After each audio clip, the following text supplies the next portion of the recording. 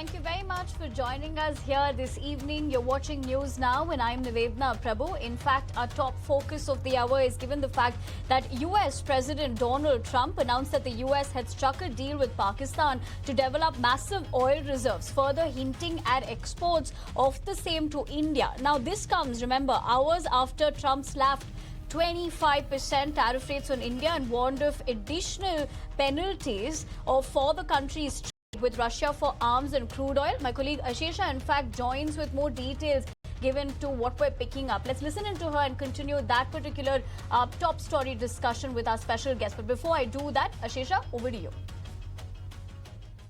Well, yes, let's first put the spotlight on the trade relation between United States and Pakistan. And United States exports goods worth nearly about $2.2 billion to Pakistan. And in return, US imports goods worth nearly $1.6 billion from Pakistan. So that's the kind of trade relation US and Pakistan have. Now, remember, after the turmoil that we saw overnight, US President Donald Trump has now tweeted that they've struck a deal with Pakistan and US plans to develop Pakistan's oil reserves. So that's some bold statement coming in, especially after what US President Donald Trump yesterday said against India, that additional tariffs and additional penalties will be levied just because India trades and purchases crude oil from Russia. So in the backdrop of this, that's an important comment that has come in from Trump, where he says that Pakistan and United States will perhaps be developing Pakistan's massive oil reserves. Now remember, this could be a tactic that is used by Trump perhaps to put some kind of pressure on India, especially in the light of negotiations that are currently taking place between India and US.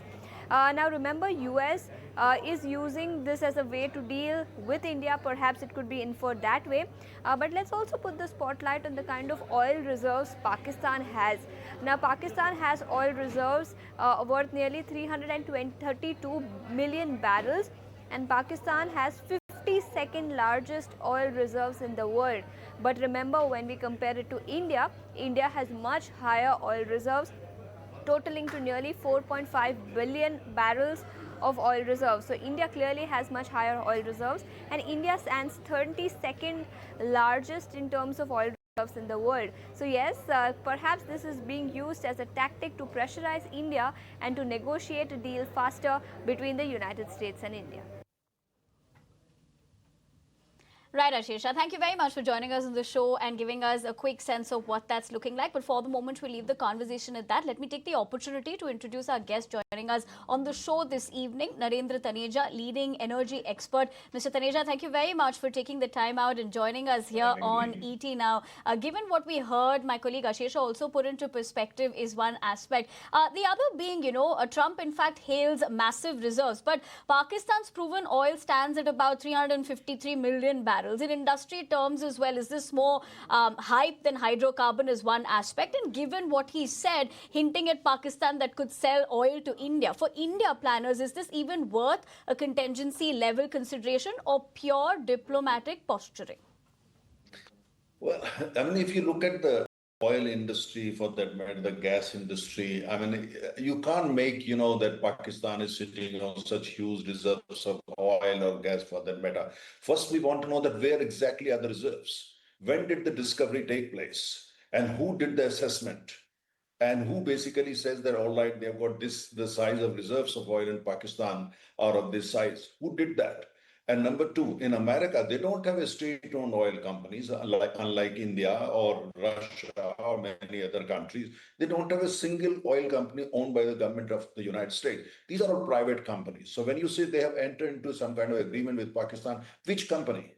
And when did they do it? What are the terms and conditions? Where are the details? And who did basically, the survey and so on and so forth. So at this stage, whatever, we have seen in the media, or whatever is attributed to President Trump, at this stage, it looks like that it's not very credible.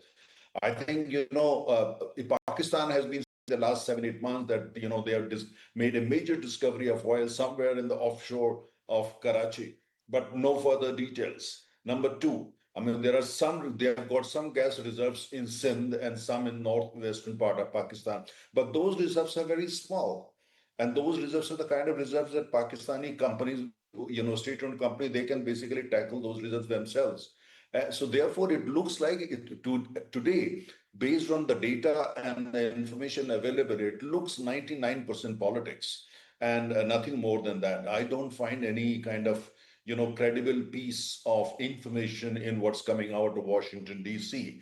And oil, as everybody knows, oil is 90% politics the world over. There's nothing new about it. But in this particular case, this looks like more 99% politics, unless and until we know this, who did the survey, when did the discovery take place, who gave the certificate that in terms of the size of reserves, and which American company has entered into an exploration production agreement, and with which company of Pakistan, what are the terms and conditions, who are the contractors and the subcontractors. There are so many other technical details one needs. So I think at this stage, is all up in the air, and when something is like, it sounds a little bit more like a piece of fiction to me at this stage. As you say that, Mr. Taneja, you're absolutely right. And these statements can be made, but it has to have credible evidence as well. But oil, crypto, and Noble, schizophrenia pays off for Munir and Pakistan. How do you look at that, given the geopolitical situation as well, and with these claims now being made? How do you read into the same? Well, there can be two reasons. One reasons can be that Pakistan is heavily dependent on China, and maybe America is trying to wean Pakistan away from China.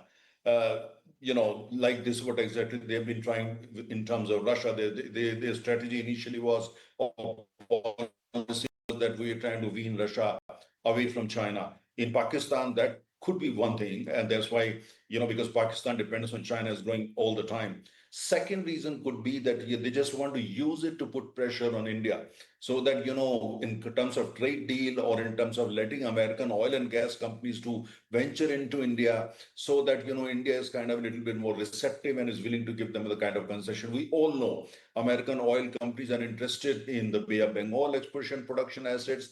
They are also interested in Bombay High, which is India's flagship, oil asset, so and so forth. And at the same time, they are interested in the market in terms of retail. Let's not forget, India is the third largest energy market in the world. We consume 5.5 million barrels of oil every day. So that makes us the third largest consumer on the planet. An American company who, they have discovered a lot of oil in America, including shale oil.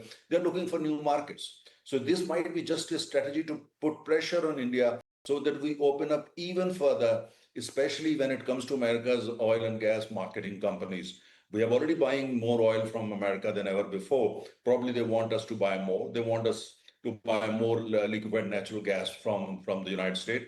We are buying quite a bulk of our oil coming from Russia.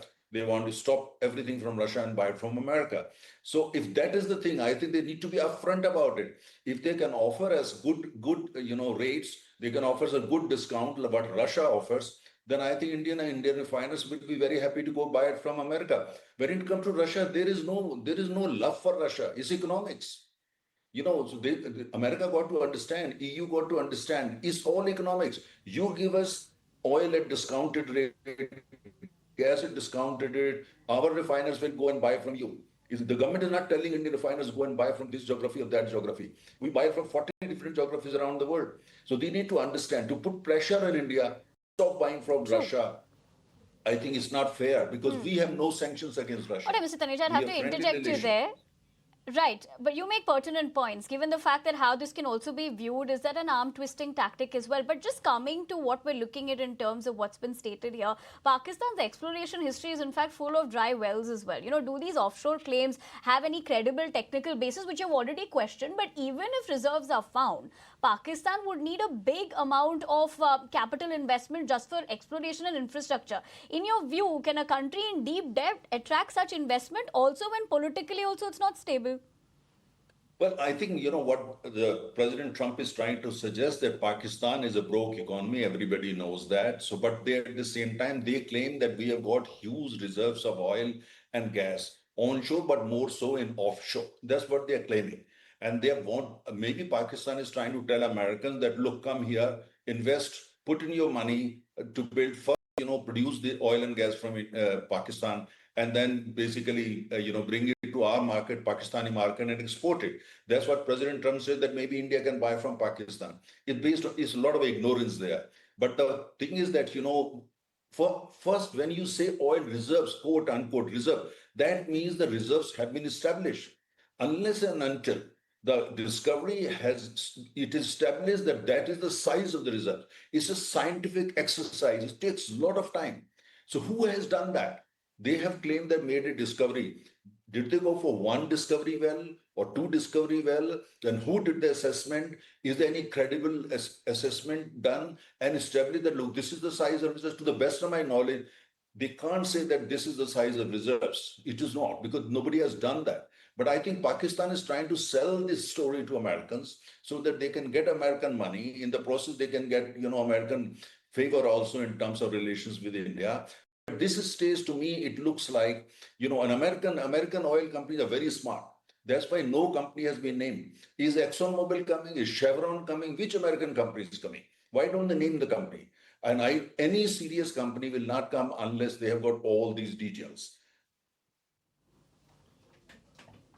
Absolutely. As far as, these claims are also concerned, would have to be backed with credible evidence as well, or at least that data which you put into perspective. But you made a, point about how this is being, in a sense, how the US is looking at this. But could this narrative also be used as leverage, Mr. Taneja, by the US in future India-US energy negotiations as well? Not really. I mean, look, the first major Because oil at the end of the day, it's a narrative. Yeah, but you see, first major oil discovery happened in India. That was way back 160, 70 years, 50 years ago.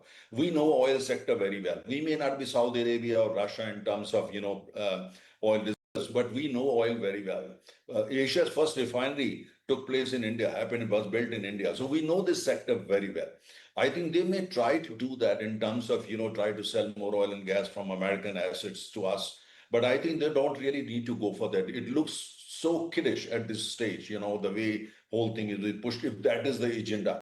I think, India is a major market for oil. India is a very mature country in terms of energy.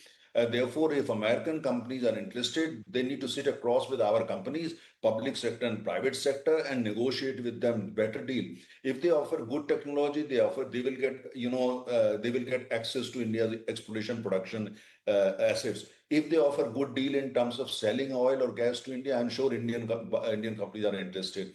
But those have to be on the commercial terms. And those have to come, for instance, Indian companies are going to go only when the oil is really made available at the price which is attractive. Beyond a Indian companies, public sector, private sector, my experience, they don't listen to the government.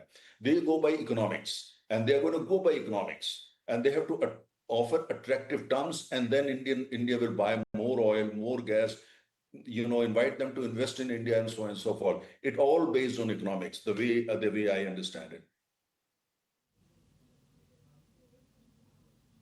Right, Mr. Taneja, on that note, I want to thank you for taking the time out, joining us here this evening and sharing with us your perspective as to how you're looking at this. But for the moment, we leave the conversation at that.